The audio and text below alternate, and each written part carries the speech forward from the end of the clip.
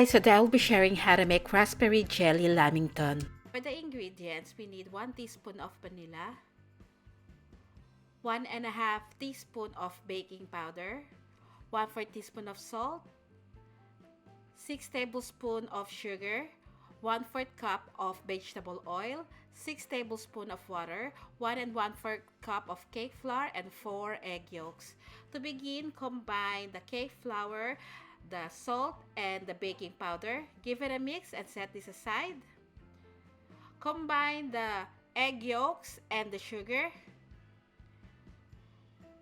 and the vanilla. Give this a mix until the mixture turns into light pale yellow, just like this. And then add the oil. Mix well. And then add the water. Once everything is well combined, we can then sift in the dry ingredients.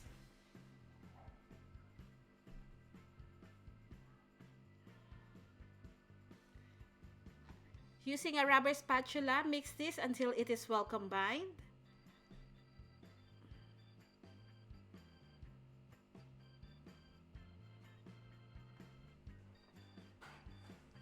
Now, set this aside while we move on to the meringue. For the meringue, we need 4 egg whites, 6 tablespoons of sugar, and half a teaspoon of cream of tartar. Using an electric mixer, beat the egg whites until it is frothy. Once it is frothy, add the cream of tartar. If you don't have cream of tartar, you can use lemon juice or white vinegar. By the way, at this point, your oven should be preheated at 180 degrees Celsius. Now, gradually add the sugar. Once the sugar is all in, continue beating this until we reach the stiff peak stage. And this is now the stiff peak stage. We are now then going to combine the egg yolk butter and the meringue into additions using the folding method. Be gentle when you mix this because we don't want to knock the air from the meringue.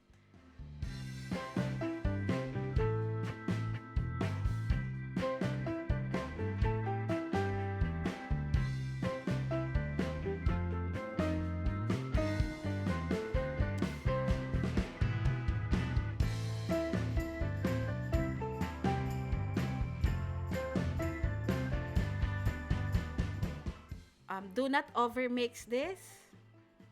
And this is now ready to be baked. We're going to transfer this into a pan lined with parchment paper. I'm using 10 by 10 baking pan.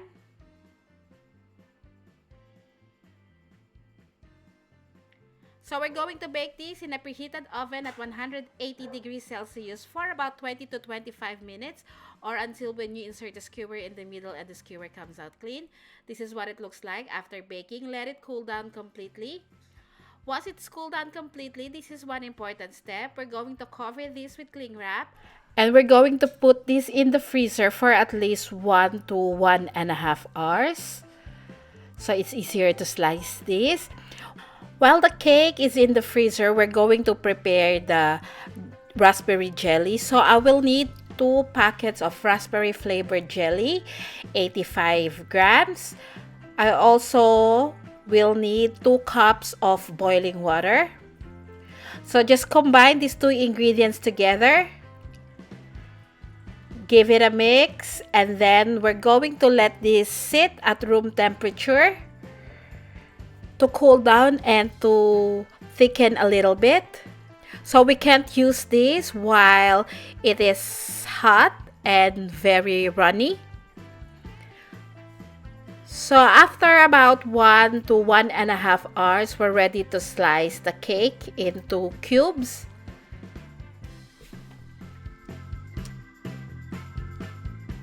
This is optional step, but I'd like to trim the edges of the cake so it will have a straight side. And then I'm going to divide this cake into 16 square pieces.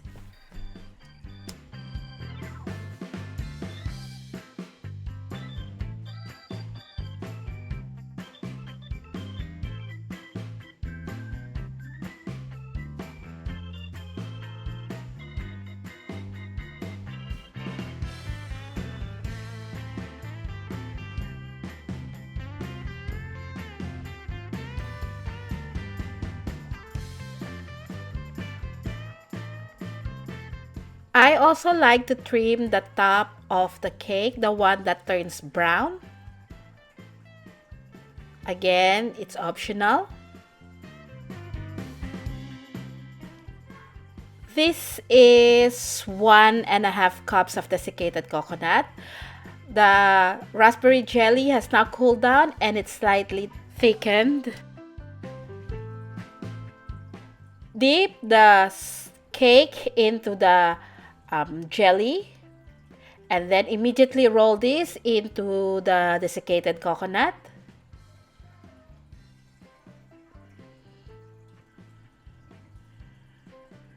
Gently.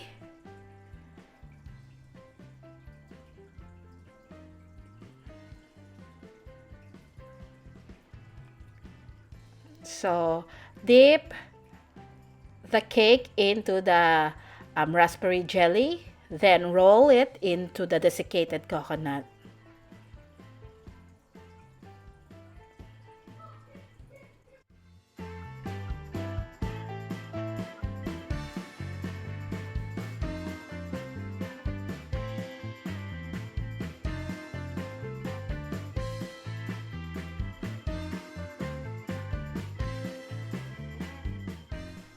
At this point, this lamington is now ready, but if you wanna take it to the next level, you can continue watching.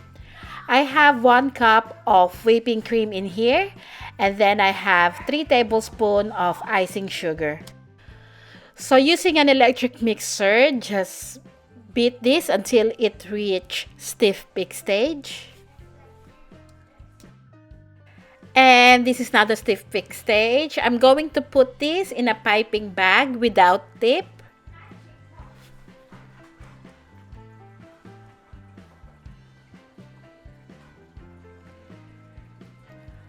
So I'm going to cut each lamington in half.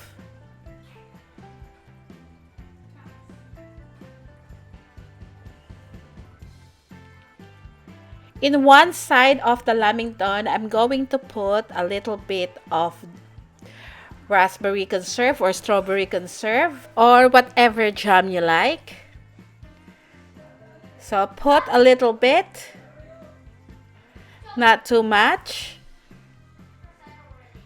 And then to this, I'm going to pipe the whipping cream.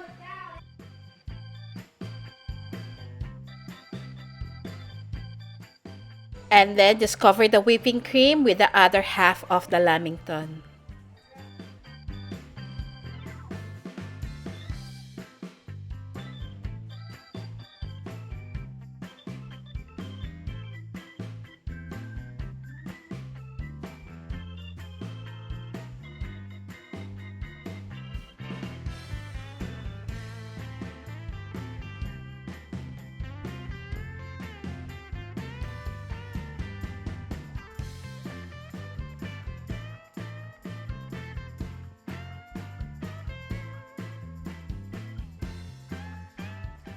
And this is the finished product. I hope you give this a try. It is really good and it's really amazing. It's not too sweet and the cake is so soft. Thank you so much for watching and I'll see you again next week. And before I go, I want to show you what it looks like when you cut the cake in half. This cake is really light and it's not too sweet.